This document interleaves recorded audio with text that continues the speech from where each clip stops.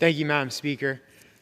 My friend and colleague from Pennsylvania asked me which programs I would cut funding from, like this was some kind of checkmate in Florida debate. It's not, because the answer is very obvious. I have an extensive list of where I would cut, but just for starters, let's look at some of the increases in the appropriations package and, of course, where I would cut. We've got a 20% increase from the Environmental Protection Agency. 20% increase, that could be cut. $1 billion increase for the Internal Revenue Service, $1 billion. That could be cut right there. 30% increase from the Federal Trade Commission. That could be cut.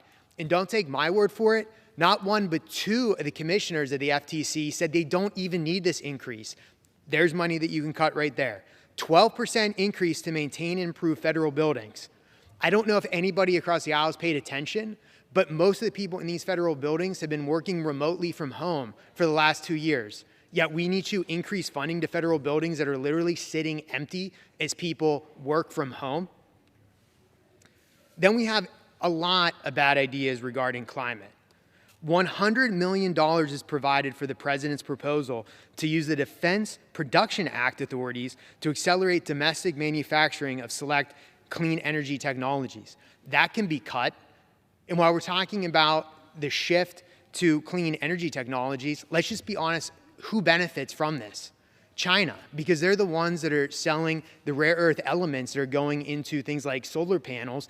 By the way, they are bringing more nuclear power plants online, more coal-fired plants online, while we hamstring our economy and our energy sector to these absurd climate change proposals. So that's just I've got actually more, but for the sake of time and brevity, I'll save them for later if the issue comes up. Additionally, this notion that inflation is a worldwide issue. I'm not sure when we stop teaching economics in school, but we are the world's largest GDP. If we have inflation, the world has inflation because we literally export it. That's just how economics works. And to blame Ukraine might play a part in this, but who's to blame for Ukraine? It's President Biden. It was the weakness and vacillation, his surrender in Afghanistan that emboldened Putin. It was the vacillation, it was the minor incursion comment that he had that gave Vladimir Putin the green light to invade. Had he just been more resolute in our national security, we could have deterred this invasion. So he owns Ukraine as well. The gentlewoman from North Carolina brought up Dobbs.